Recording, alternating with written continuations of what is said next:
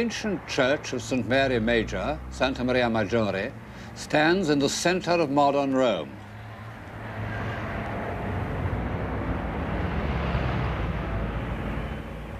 The hellish Roman traffic swirls all round it.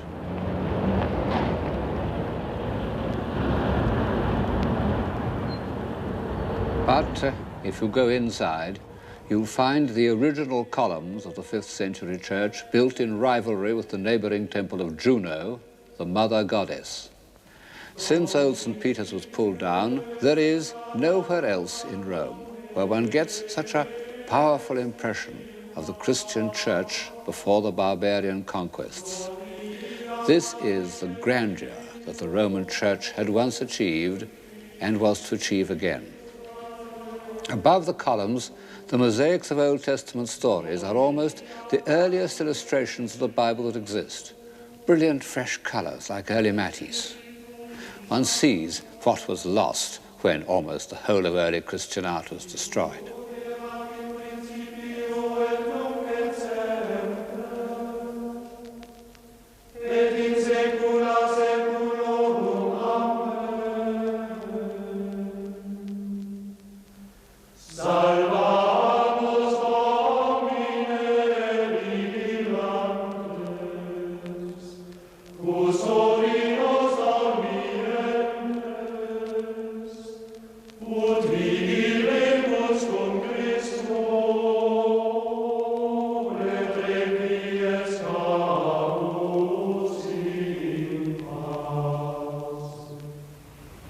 From the roof of Santa Maria Maggiore, I can see long, straight streets stretching for miles up and down, and each ending in front of a famous church.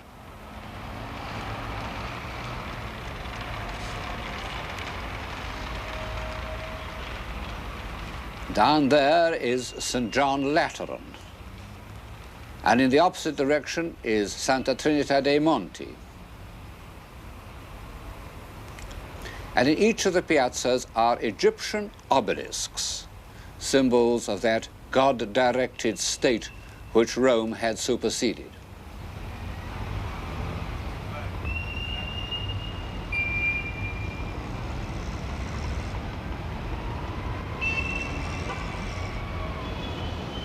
Papal Rome, the Rome of Sixtus V.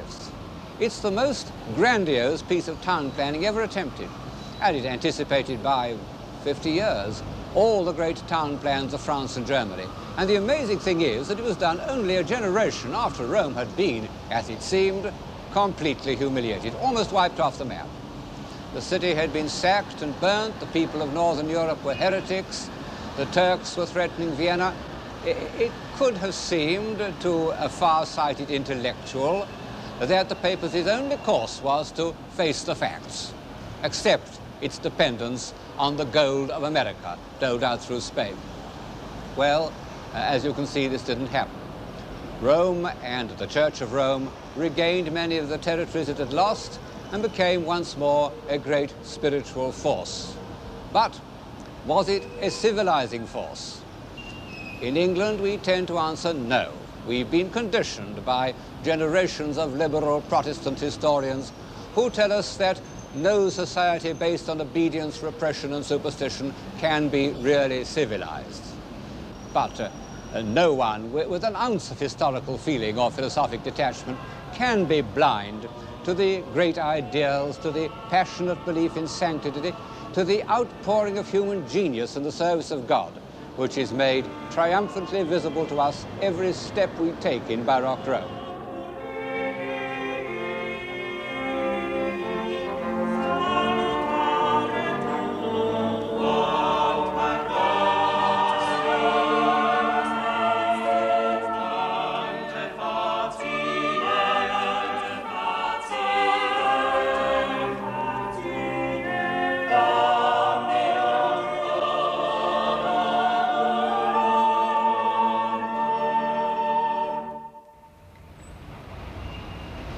Whatever it isn't barbarian or provincial. Add to this that the Catholic revival was a popular movement, that it gave ordinary people a means of satisfying through ritual, images, symbols, their deepest impulses, so that their minds were at peace. And I think one must agree to put off defining the word civilization till we've had a look at the Rome of the popes.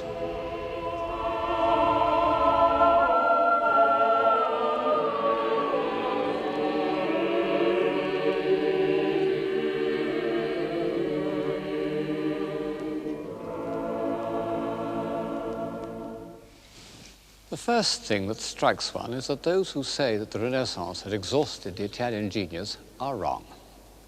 After 1527, there was a moment of discouragement, a failure of confidence, and no wonder. Historians say that the sack of Rome was more a symbol than an historically significant event. Well, symbols sometimes feed the imagination more than facts. Anyway, the sack was real enough to anyone who'd witnessed it. Michelangelo's Last Judgment, which was commissioned by Clement VII as a kind of atonement for the sack, fills the whole end wall of the Sistine Chapel behind me. It's a disturbing, a crushing work. Most of the figures are embodiments of fear or despair.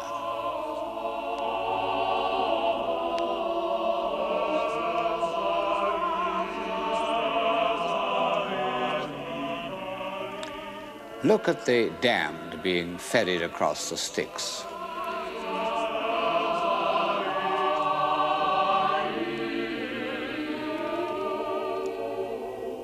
If you compare them with the creation of Adam on the ceiling, you can see that something very drastic has happened to the foremost imagination of Christendom. Michelangelo had been reluctant to undertake the Last Judgment. Under Clement's successor, Paul III Farnese, he was persuaded to continue it, although with rather a different purpose. It ceased to be an act of atonement or an attempt to externalize a bad dream, and became the first and greatest assertion of the Church's power and of the fate that would befall heretics and schismatics.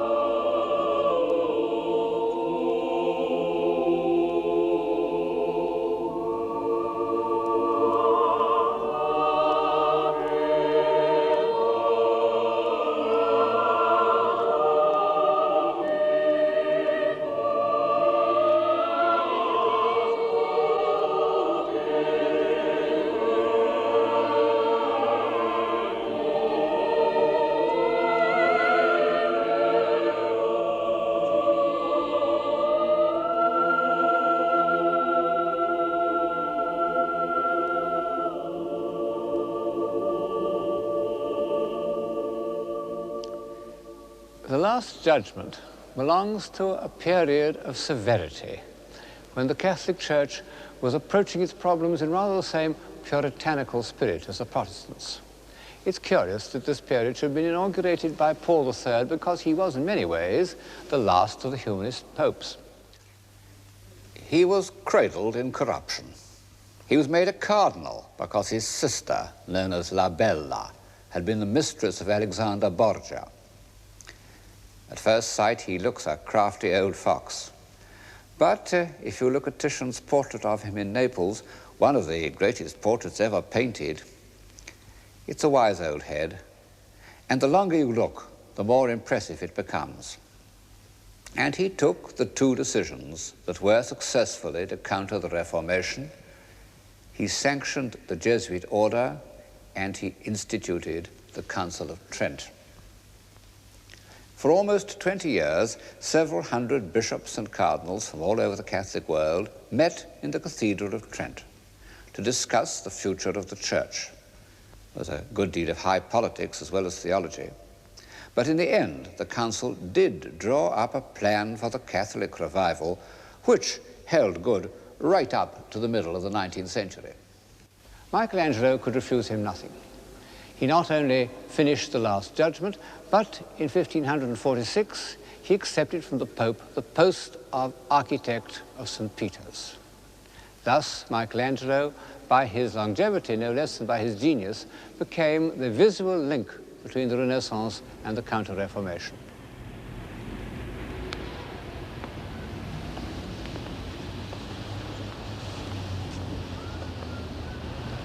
One of the reasons why medieval and Renaissance architecture is so much better than our own is that the architects were artists, individual artists of genius. The master masons of the Gothic cathedrals started as carvers working on the portals. In the Renaissance, Brunellesco was originally a sculptor, Bramante a painter. And of the great architects whom we shall see later on in the program, Pietro da Cortona was a painter and Bernini was a sculptor.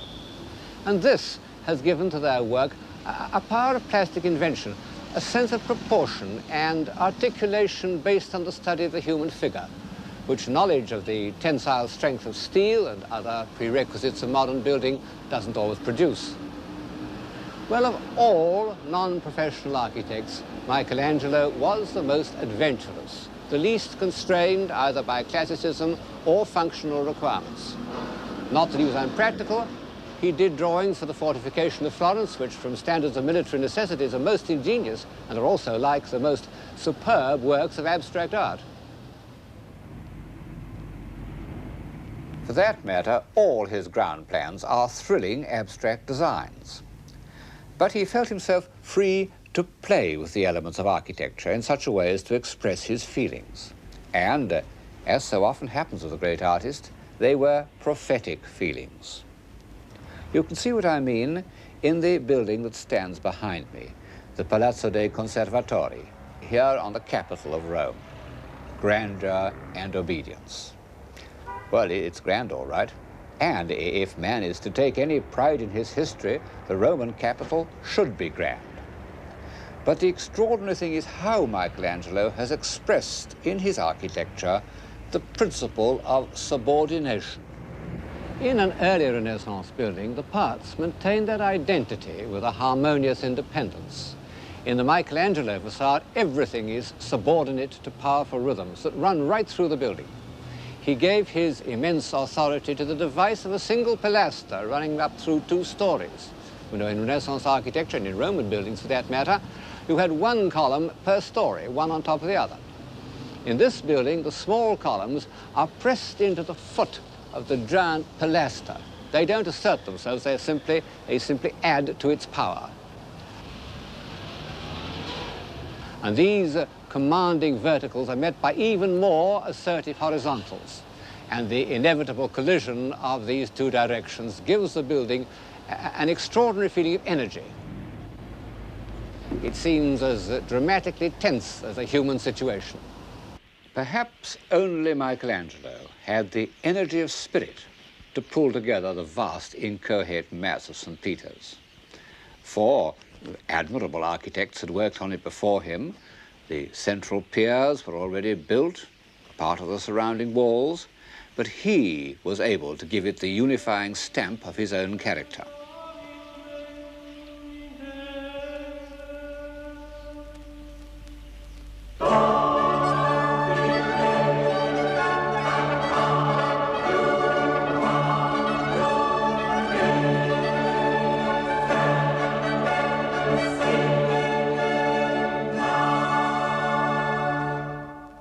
It's the most sculptural of all his designs, perhaps the grandest piece of architecture ever built. A vast, simple unit that carries the eye round as if it were the carving of a torso.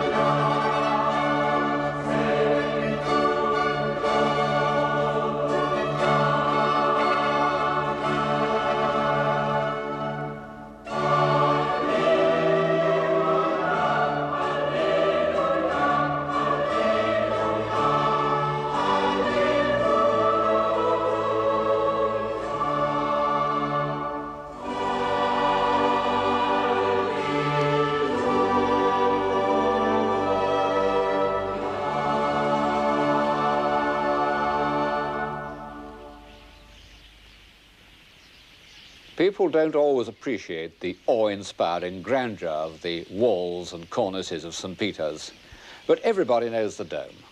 For centuries, lovers of art have gone into ecstasies about its noble, energetic arc expressive of Michelangelo's spiritual aspirations.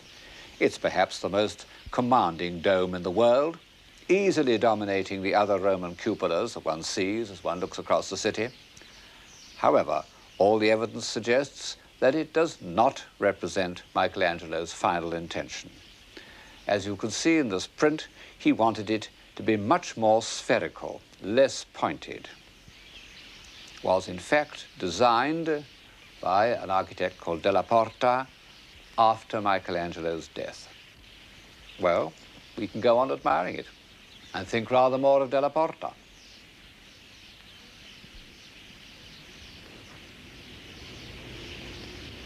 The last stone of the Dome of St. Peter's was put in place in 1590, a few months before the death of Sixtus V. The long period of austerity and consolidation was almost over. The Catholic Church was victorious.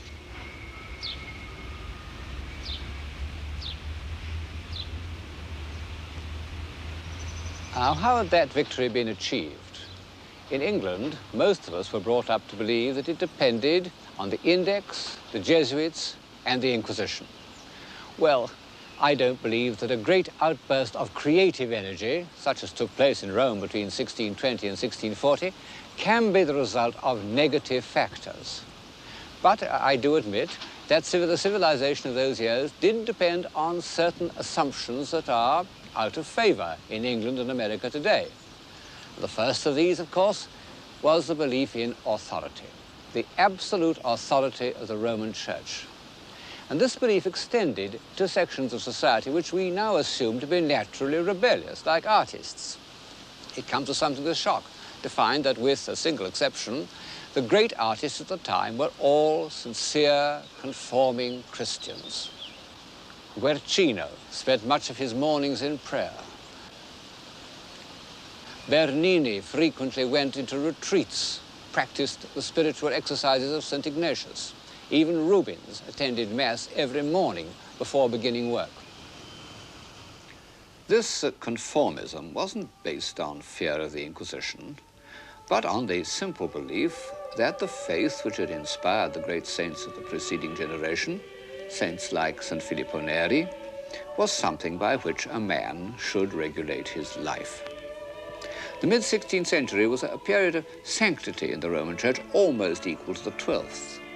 St. John of the Cross, the great poet of mysticism. St. Ignatius Loyola, the visionary soldier turned psychologist. St. Teresa of Avila, the great headmistress, with her irresistible combination of mystical experience and common sense. And St. Carlo Borromeo, the austere administrator. One doesn't need to be a practicing Catholic to feel immense respect for a half-century that could produce these great spirits. However, I'm not trying to pretend that this episode in the history of civilization was of value chiefly because of its influence on artists or philosophers. On the contrary, I think that intellectual life developed more fully in the freer atmosphere of the North.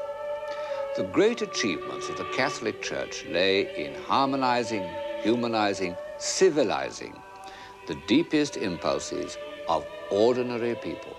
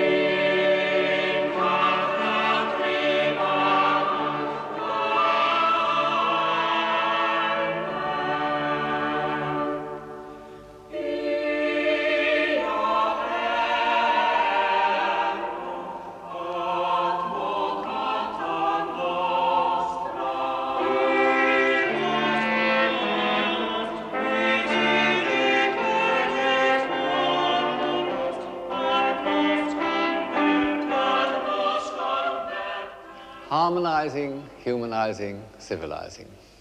Take the cult of the Virgin. In the early 12th century, the Virgin had been the supreme protectress of civilization.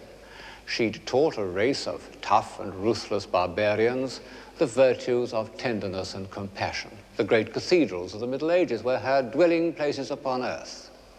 And then in the Renaissance, while remaining the Queen of Heaven, she became also the human mother, in whom everyone could recognize those qualities of warmth and love and approachability. Now, imagine the feelings of a simple-hearted man or woman, a Spanish peasant, an Italian artisan, on hearing that the northern heretics were insulting the Virgin, desecrating her sanctuaries, pulling down or decapitating her images. He must have felt something deeper than indignation. He must have felt that some part of his whole emotional life was threatened, and he would have been right.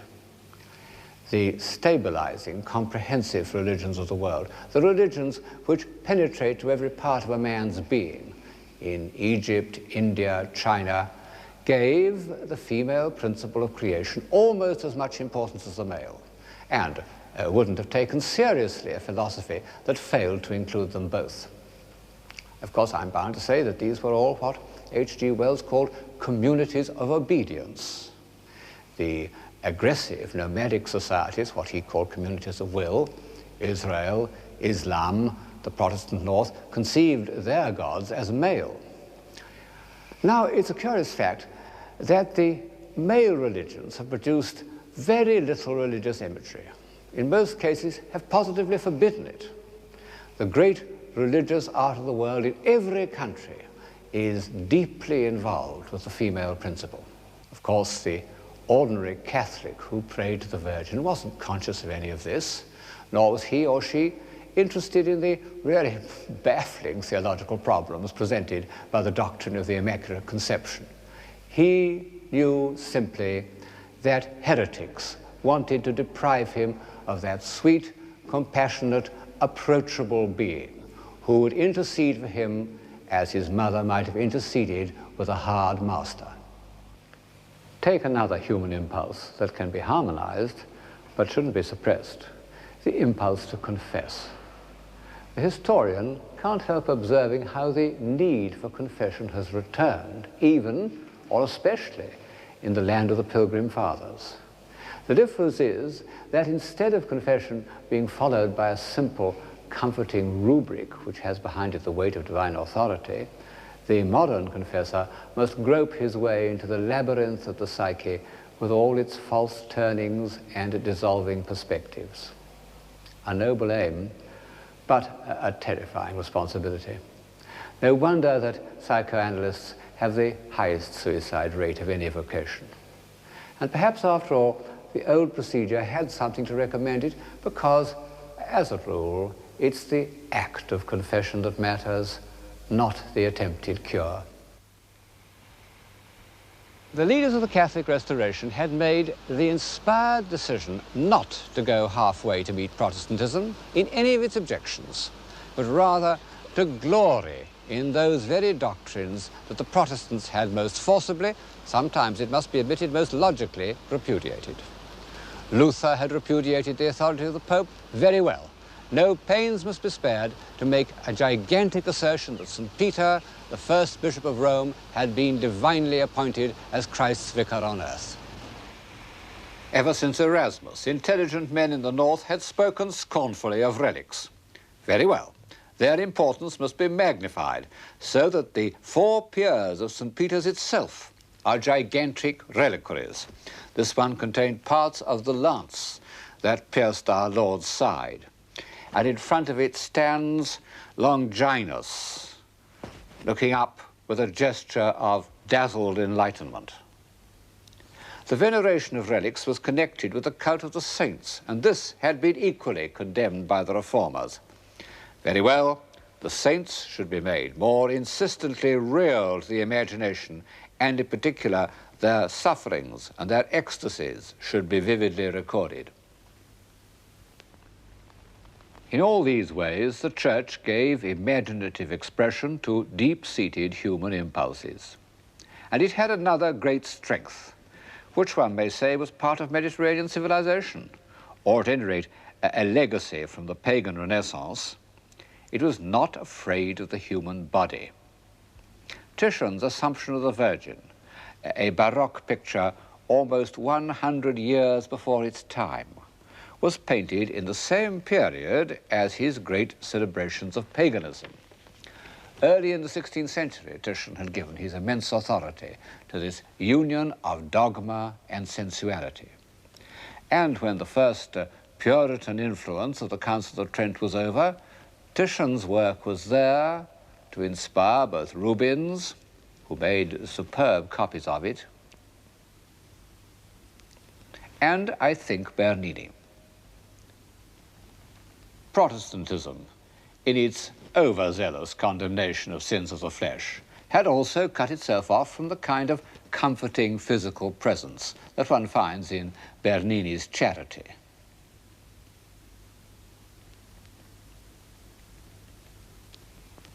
For all these reasons, the art we call Baroque was a popular art. The art of the Renaissance had appealed through intellectual means, geometry, perspective, knowledge of antiquity, to a small group of humanists. The Baroque appealed through the emotions to the widest possible audience. Sometimes it does so by dramatic illustration. This is the Calling of St. Matthew by Caravaggio, who was, on the whole, the greatest, certainly the most original painter of the period. And like many other artists of the time, he uses a means of communication that reminds one of the films. Caravaggio experimented, as you can see here, with violent contrasts of light and shade that were popular in highbrow films of the 20s.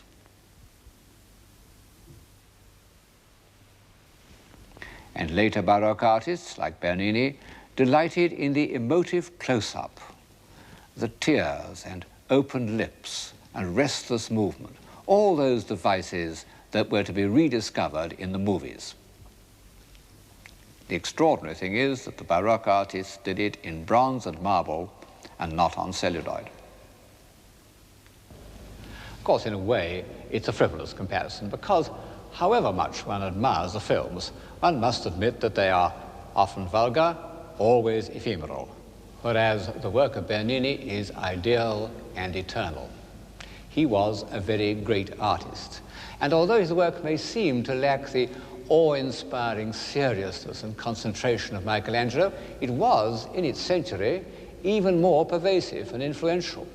He not only gave Baroque Rome its character, but he was the chief source of an international style that spread all over Europe, as Gothic had done, and as the Renaissance style never did. He was dazzlingly precocious. At the age of 16, one of his carvings was bought by the Borghese family, and by the time he was 20, he was already commissioned to do a portrait of the Borghese Pope, Paul V. In the next 3 years, he became more skillful in the carving of marble than any sculptor has ever been, before or since. His David, in contrast with the static David of Michelangelo, catches the sudden twist of action,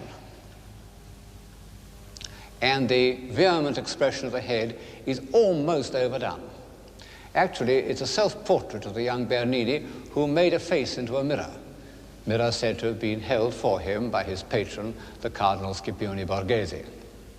The Apollo and Daphne is an even more extraordinary example of how marble can be made into something fluid and fleeting, because it represents the moment when Daphne, crying for help to her father, is changed into a laurel tree. Her fingers are becoming leaves already. It's just beginning to dawn on Apollo that he's lost her. And if he could look down, he would see that her beautiful legs are already turning into a tree trunk.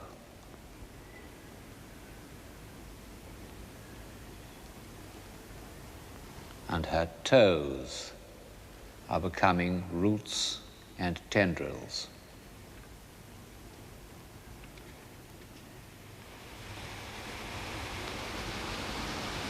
All these brilliant works were done for the Borghese family. It was very bright of them to commission so young a man, But by the 1620s, the rich Roman families, who were in fact the families of successive popes, had begun to compete as patrons and collectors, often in a somewhat piratical manner.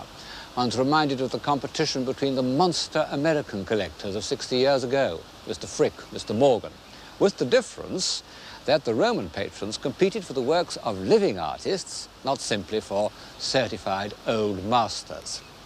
The leading Roman families put painters under contract like television stars, and the painters really got paid, which they never did in the Renaissance. As often happens, I believe, a sudden relaxation and affluence after a period of austerity produced an outburst of creative energy. The 1620s were relaxed all right, as one can see from Bernini's portrait of that most affluent cardinal, Scipione Borghese. Of all these papal families, one easily outshone the rest, the Barberini. And this was due to the pontificate of Matteo Barberini, who, in 1623, became Pope Urban VIII. He survived as Pope for 20 years. But, as he himself foresaw, he survives in history very largely because he was the patron of Bernini. At the time of Urban's accession, Bernini was only 25, and the very next year he was made architect of St. Peter's, a project that was to occupy him for more than 40 years. And at the end of that time, he had made visible the victory of the Catholic Church. The pilgrim approaching St. Peter's before Bernini would have found himself in a venerable and picturesque quarter of the city, with a few large buildings, isolated from one another by trees and meadows, individually grand, but not making the impact of a complete architectural idea. Now imagine his experiences after Bernini had done his work. He would cross the Ponte Sant'Angelo with its marble angels from Bernini's workshop, and from the other side make his way to Bernini's piazza.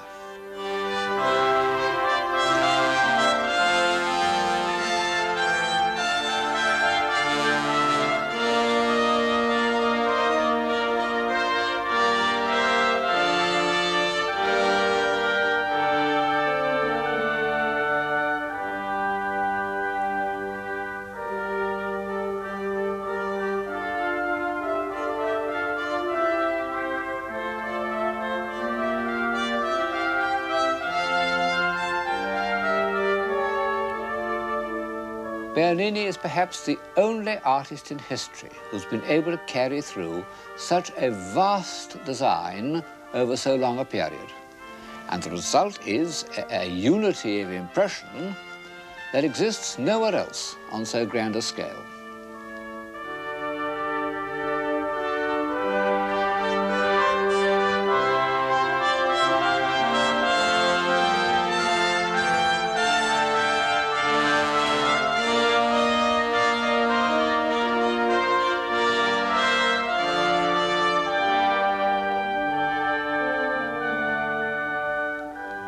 Then, when our pilgrim passes through the enormous facade, the feeling of complete unity of style is maintained. You'll get a better impression of the interior of St. Peter's from this painting than from a photograph. It was painted 200 years ago, but in fact very little has changed.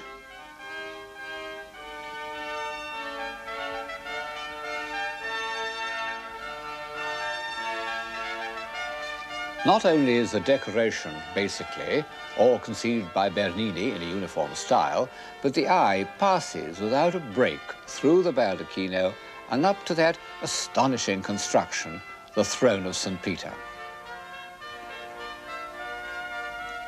But perhaps what would have impressed our pilgrim most of all would have been the bronze baldacchino. Bernini started work on it in the year that he became the architect of St. Peter's.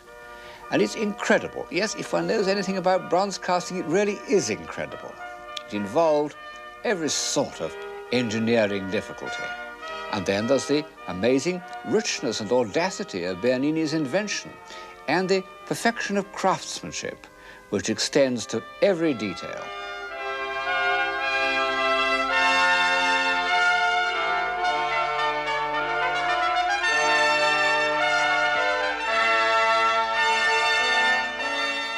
More extraordinary still, Bernini seems already to have foreseen in his imagination what the whole development of St. Peter's would be like, because this work, which is the first thing he designed, is completely in harmony with the great progression of works executed over the whole span of 40 years.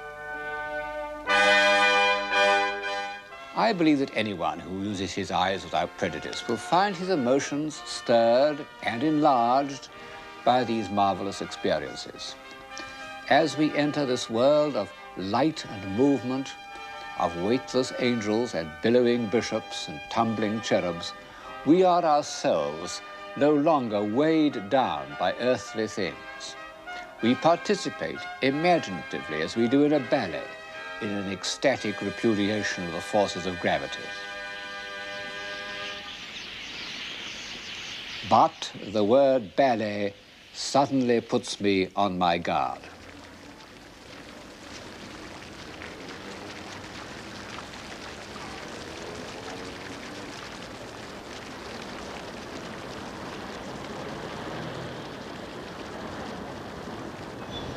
It was no accident that Bernini was the greatest scene designer of his age. John Evelyn, the diarist, records how in 1644 he went to the opera in Rome, where Bernini painted the scenes, cut the statues, invented the engines, composed the music, wrote the comedy, and built the theatre. And we're told that at Bernini's productions, people in the front row ran out of the theatre, fearing that they would be drenched by water or burnt by fire. So powerful was the illusion that he created. Of course, these stage sets have all vanished, but we have some evidence of what they were like in the fountain that Bernini designed for the Piazza Navone, here behind me. It's an astonishing performance. A sizable Egyptian obelisk is lifted up on a hollow rock as if it weighed no more than a ballerina. And round the rock are four gigantic figures, symbolizing the four great rivers of the world. First of all, the Danube, with its symbolic animal, the horse, emerging from a grotto, said to be the only part of the monument carved by Bernini himself.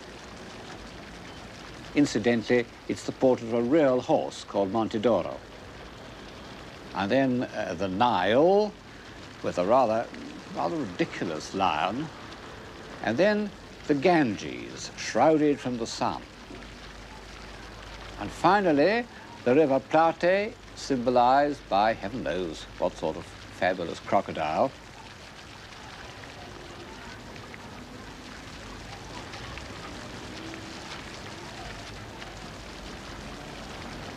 The Plate seems to be reeling back in horror, and the people of Rome used to maintain that he was showing his alarm at the sight of the church facade by Bernini's only serious rival, the architect Borromini.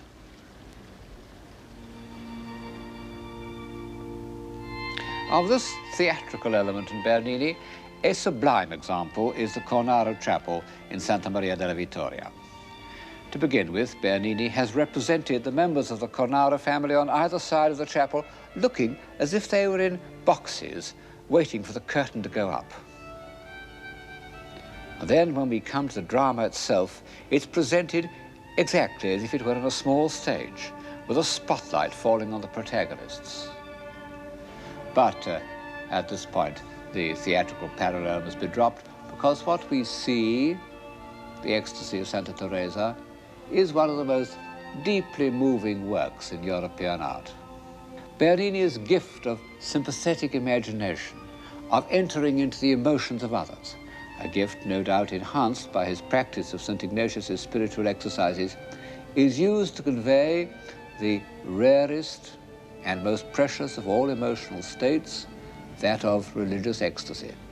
He's illustrated exactly the passage in the saint's autobiography in which he describes the supreme moment of her life, how an angel with a flaming golden arrow pierced her heart repeatedly. The pain was so great that I screamed aloud, but simultaneously felt such infinite sweetness that I wished the pain to last eternally. It was the sweetest caressing of the soul by God.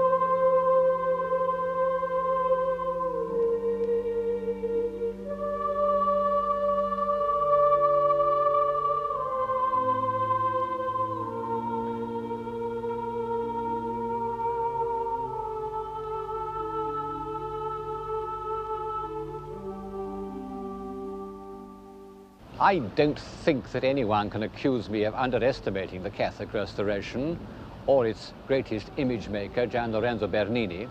So, may I end by saying that this episode in the history of civilization arouses in me certain misgivings, and they may be summed up in the words illusion and exploitation. Of course, all art is to some extent an illusion. It transforms experience in order to satisfy some need of the imagination. But there are degrees of illusion, depending on how far from direct experience the artist is prepared to go. Bernini went very far. Just how far one realizes when one remembers the historical Santa Teresa. With her plain, dauntless, sensible face, the contrast with the swooning, sensuous beauty of the Cornaro Chapel is almost shocking. One can't help feeling that affluent Baroque, in its escape from the severities of the earlier fight against Protestantism, ended by escaping from reality into a world of illusion. Art creates its own momentum, and once set on this course, there was nothing it could do except become more and more sensational. And this is what happens in the breathtaking performances that take place over our heads in the Gesù and St. Ignazio and the Palazzo Barberini. We feel that the stopper is out. Imaginative energy is fizzing away up into the clouds and will soon evaporate.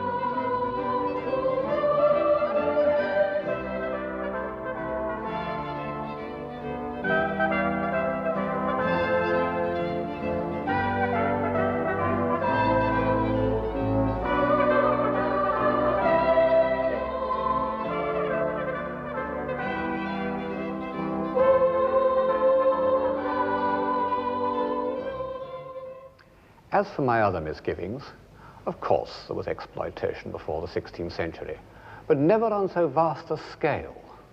In the Middle Ages, it was usually accompanied by real popular participation. Even in the Renaissance, palaces were, to some extent, seats of government and objects of local pride.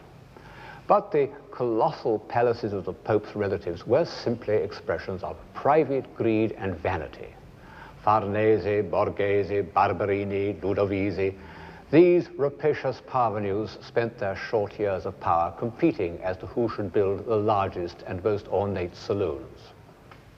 In doing so, they commissioned some great works of art, and one can't help admiring their shameless courage. At least they weren't mean and furtive like some modern millionaires. But their contribution to civilization was limited to this kind of visual exuberance. The sense of grandeur is no doubt a human instinct, but carried too far it becomes inhuman. I wonder if a single thought that has helped forward the human spirit has ever been conceived or written down in an enormous room.